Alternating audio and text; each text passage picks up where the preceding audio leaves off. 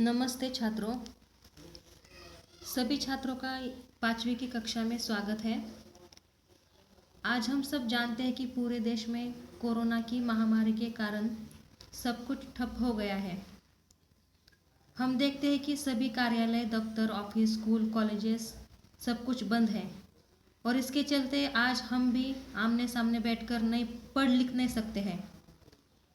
एक जगह पे एक साथ बैठकर हम नहीं पढ़ सकते हैं, लेकिन इसका पर्याय भी हमारी सरकार ने निकाला है। ऑनलाइन वीडियो के ज़रिए आप घर पर बैठकर भी पढ़ सकते हैं और मैं आप लोगों को पढ़ा सकती हूँ। तो चलिए आज हम इयत्ता 5वीं कक्षा में पहली इकाई की दूसरी कविता बूंदे पढ़ने वाले हैं। इस कविता के जो कवि है उनका नाम है कवि रोहिताश्व अस्थाना। कवि ने इस कविता में बारिश का वर्णन किया है। हम सब जानते हैं कि अभी कौन सा मौसम चल रहा है। अब जो मौसम चल रहा है वो है वर्षा का, बारिश का मौसम चल रहा है। बच्चों, ऋतुएं 3 प्रकार की होती है, गर्मी, सर्दी और वर्षा। वर्षा यानी कि बरसात की ऋतु, बरसात का मौसम। तो यहाँ पे कवि बरसात का वर्णन कर रहा है। इस कविता में कवि बरसात का वर्णन करता है। बरसात या बारिश आने से पहले वातावरण में क्या परिणाम होता है या वातावरण में क्या बदल होता है, और बारिश जब आकर जाती है तब वातावरण में हमें क्या फर्क या क्या बदल दिखाई देता है, ये हम यहाँ पे इस कविता में देखने वाले हैं। तो हम इस कविता की शुरुआत करते हैं। ये कविता हम पढ़ते हैं, सभी ध्यान देंगे। रिमझिम गाती बूंदे, धरती पर है आती बूंदे। रिमझिम गाती बूंदे, धरती पर है आती बूंदे। यानी कवि यहाँ पे कहता है कि ये जो बारिश की बूंदे हैं, ये बारिश की बूंदे रिमझिम इस प्रकार आवाज करती हुई धरती पर आती है। कहाँ पे आती है? धरती पर आती है। और ये बूंदे कैसे आती है? जब बारिश होती है तो हम सब देखते हैं कि बारिश की आवाज आती है। तो ये आवाज जो है, इस आवाज को कवि बारिश का गीत कहता है। तो ये बारिश की बूंदे रिमझिम इस प्रकार की जो आवाज है, ये आवाज करती हुई धरती पर आती है।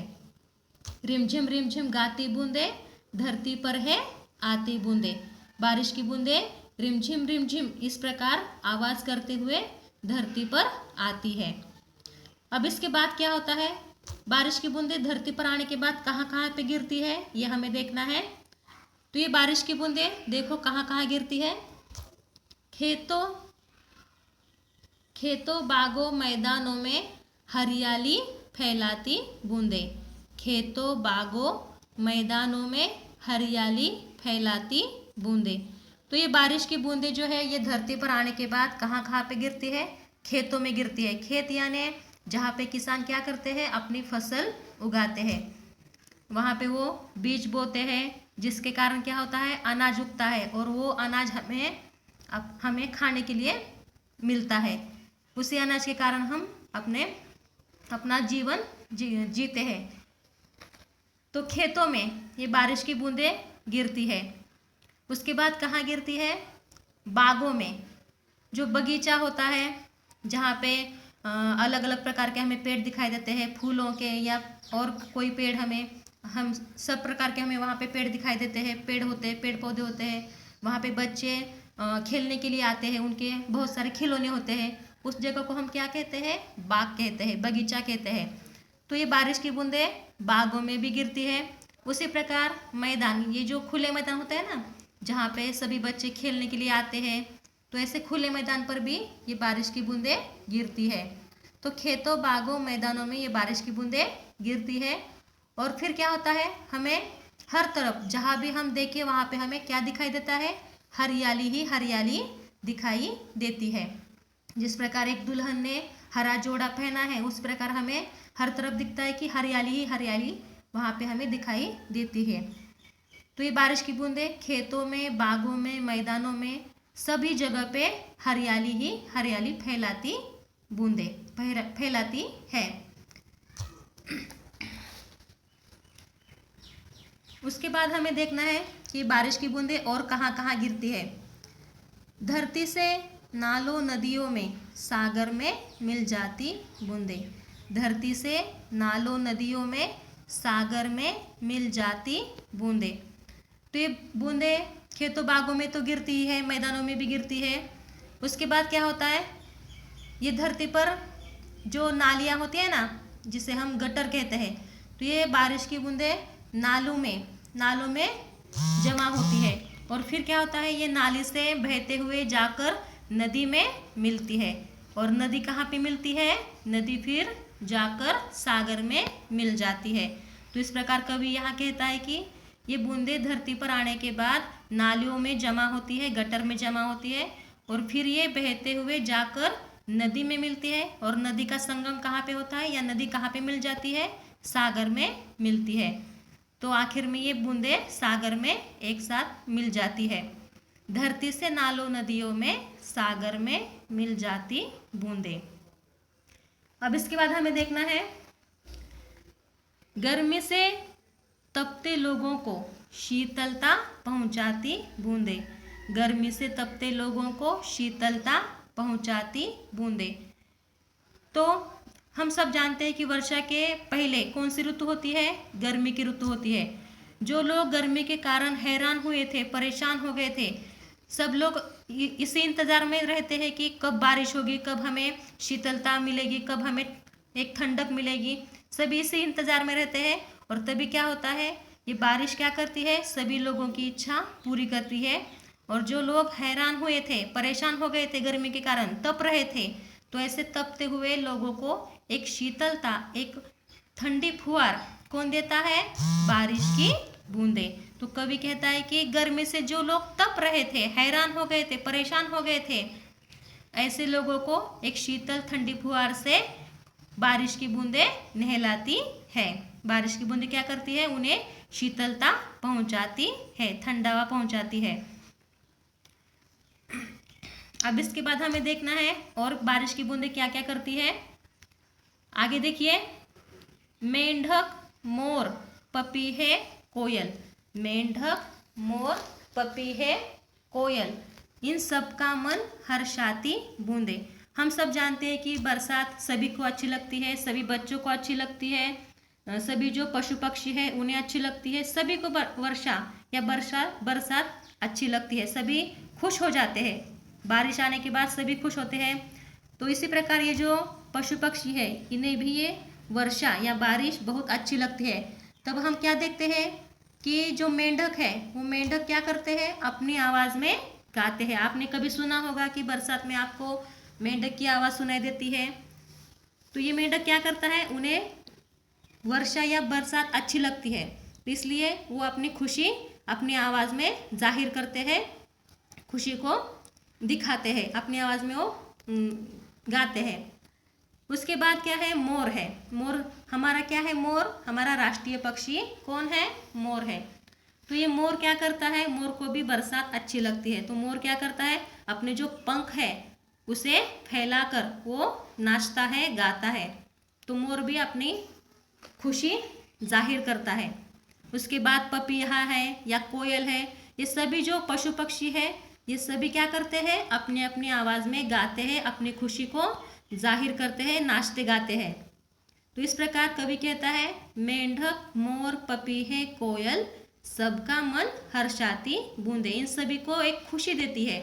बरसात क्या करती है, बरसात आने से ये सभी जो पशु पक्षी है, ये सभी पशु पक्षी भी क्या होते हैं, खुश होते हैं। और खुश होकर वो क्या करते हैं, खुशी से झूम उठते हैं, नाचते हैं, गाते हैं।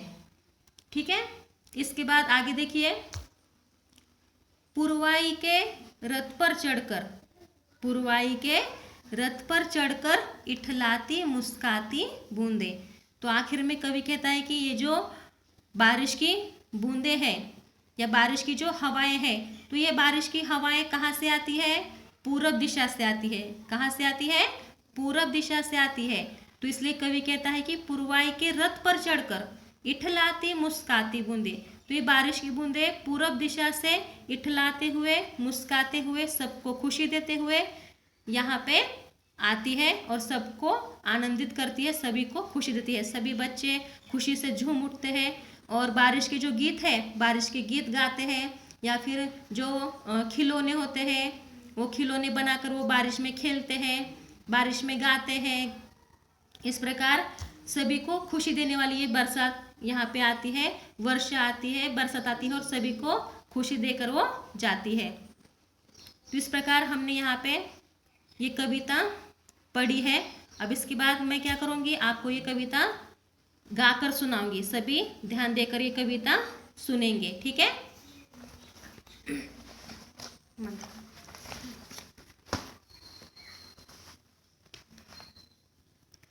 रिम झिम गाती बूंदे, रिम झिम गाती बूंदे, धरती पर है आती बूंदे, धरती पर है आती बूंदे, खेतों बागों मैदानों में, खेतों बागों मैदानों में, हरियाली फैलाती बूंदे, हरियाली फैलाती बूंदे, रिम झिम गाती बूंदे, धरती पर है आती बूंदे, धरती से नालों नदियों में, धरती से नालों नदियों में, सागर में मिल जाती बूंदे, सागर में मिल जाती बूंदे, रिम झिम गाती बूंदे, धरती पर है आती बूंदे, गर्मी से तपते लोगों को, गर्मी से तपते लोगों को, शीतलता पहुँचाती बूंदे, शीतलता पहुँचाती बूंदे, रिम झिम गाती बूंदे, धरती पर है आती बूंदे, मेढक मोर पपीहा कोयल,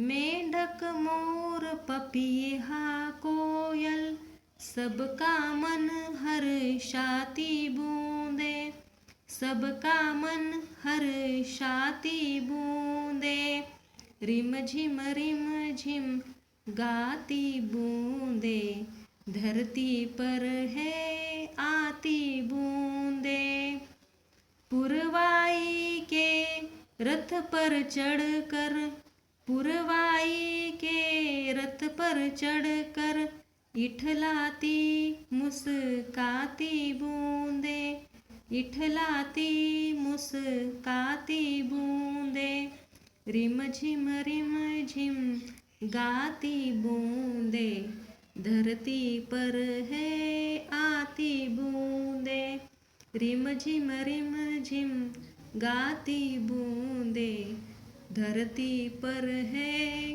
आती बूंदे। तो इस प्रकार हमने ये कविता भी गाकर सुनी है। अब इस कविता का जो स्वाध्याय है, ये स्वाध्याय मैं आप लोगों को यहाँ पे मोबाइल पर ही मैं आपको इसकी एक फ़ोटो दिखाऊंगी। तो ये स्वाध्याय जो है ये जो कविता पढ़ी है इसके ऊपर मैं आप लोगों को स्वाध्याय भी यहाँ पे दे रही हूँ। और ये जो स्वाध्याय है आप लोगों को पूरा करके मुझे हमारा जो ग्रुप है, हमने जो ग्रुप किया है 5वीं कक्षा का, इस पर आप ये इसकी फ़ोटो, आप जो स्वाध्याय पूरा करोगे उसकी फ़ोटो मुझे आपको भेजनी है, ठीक है। तो इस प्रकार हमने आज ये बूंदे कविता पढ़ी है। सभी ने ये ध्यान देकर सुनी होंगी या इसका पठन किया होगा। अगर आपको कोई भी शंका आती है या कोई भी अड़चन आती है तो आप लोग मुझे मैसेज करके बता सकते हैं। धन्यवाद।